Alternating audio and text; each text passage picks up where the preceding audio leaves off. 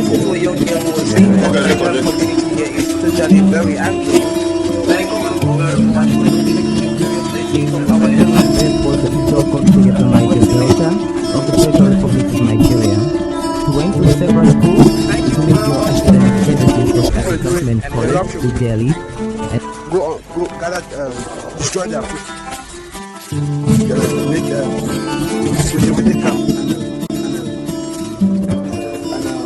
That other camp, Good evening, you're welcome to the program Green Planet.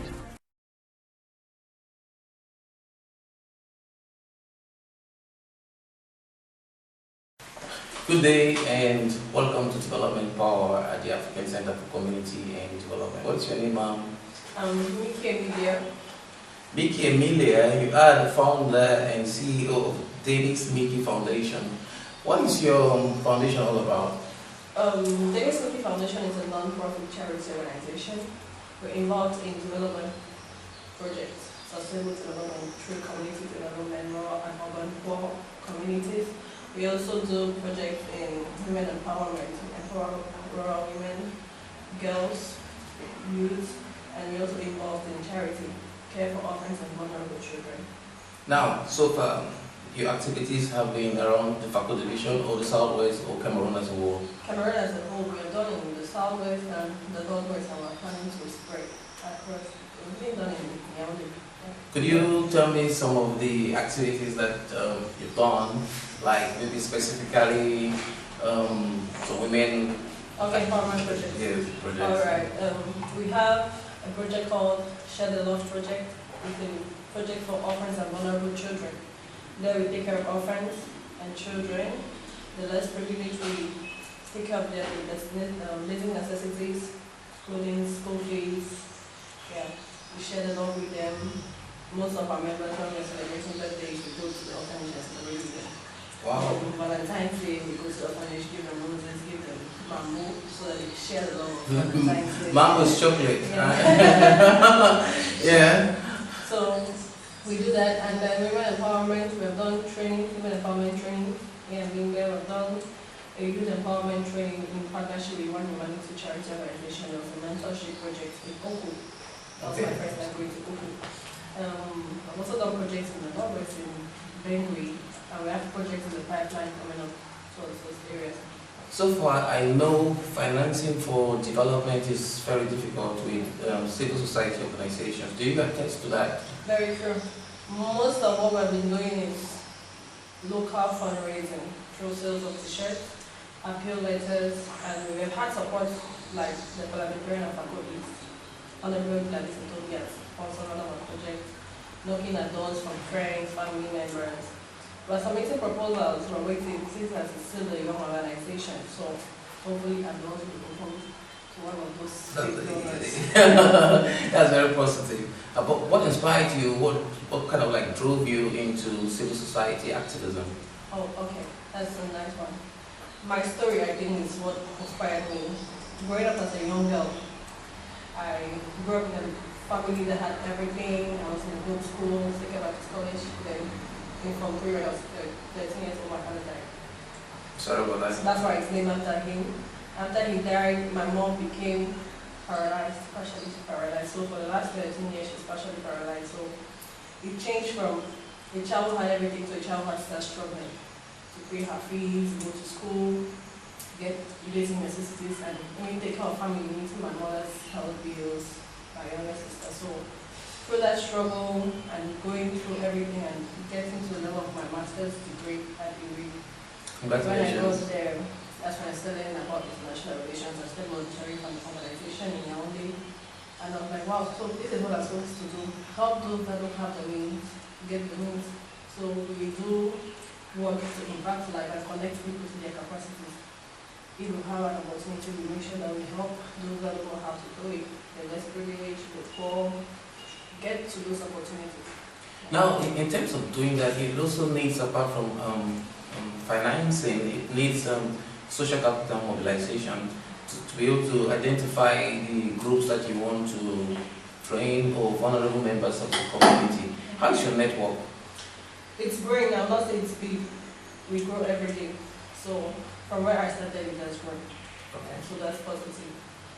Meeting people every day, meeting partners every day, local partners, friends who share the same vision.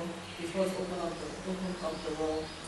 Because now we're getting involved in projects that are being done by other CSOs in the communities, which means we're great. We're getting there.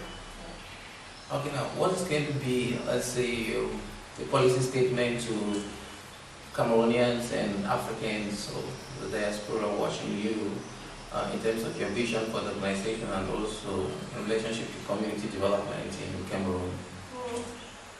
My policy statement will be get involved in community development through my organization. That would be great. Partnership.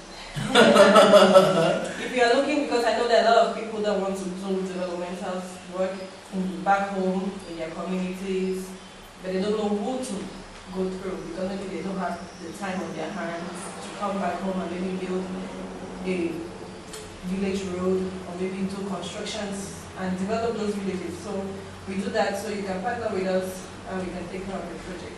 Now, in terms of maybe food insecurity in Cameroon, women are actually in a very serious problem. Let's say they have less access to healthy food. They are also caregivers. They bring forth children, and many of these kids die before they get to 5 years of age.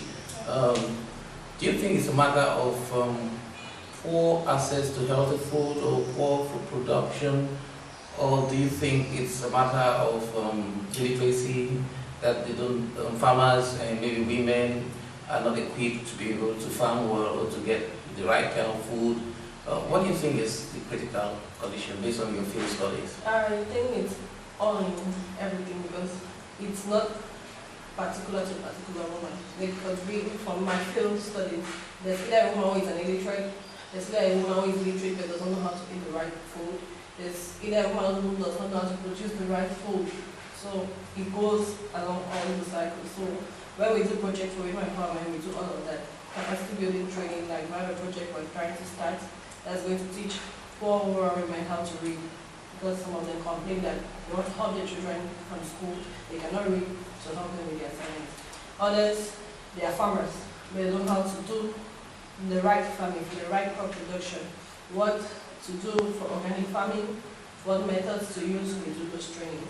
We're also getting into crop production, as building agricultural farms, planting, farming, and doing a lot of that. So it's going to make it a possibility for them to also have jobs while farming, and then creating markets for exportation. Because some of them produce their food, but they don't have a market.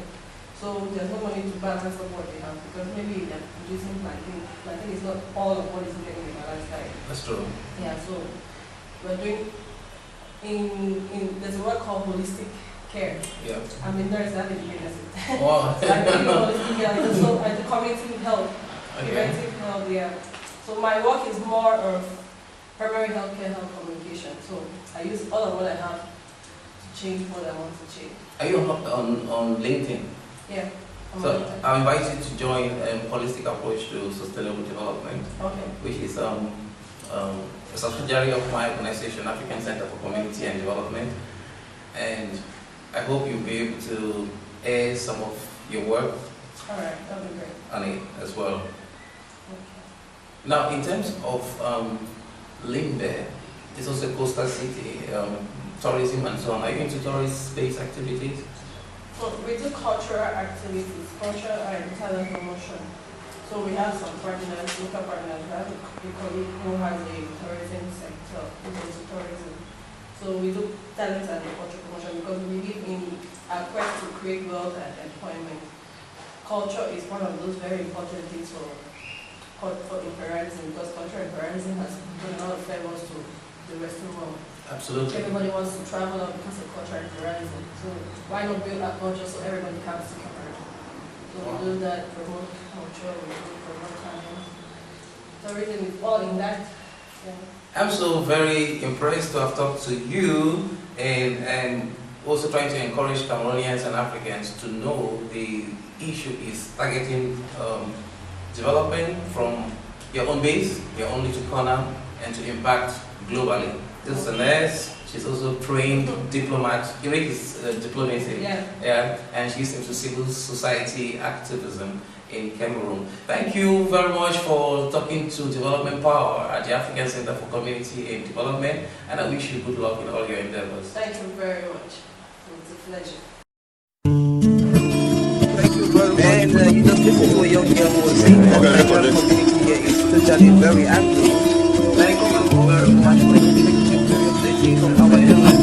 Was the Ivo contributor from Niger Delta of the Federal Republic of Nigeria. He went to several schools to make your academic ability for assessment college to Delhi and Go gather, destroy their food.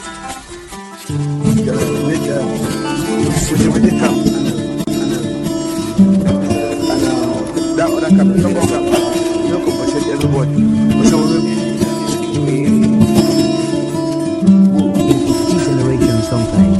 Today our focus will be on the style of Miki, the poet and writer, and we shall also be very interested in his point as more dancer. Lines are meaningful. With too much meaning and riches to offer humankind.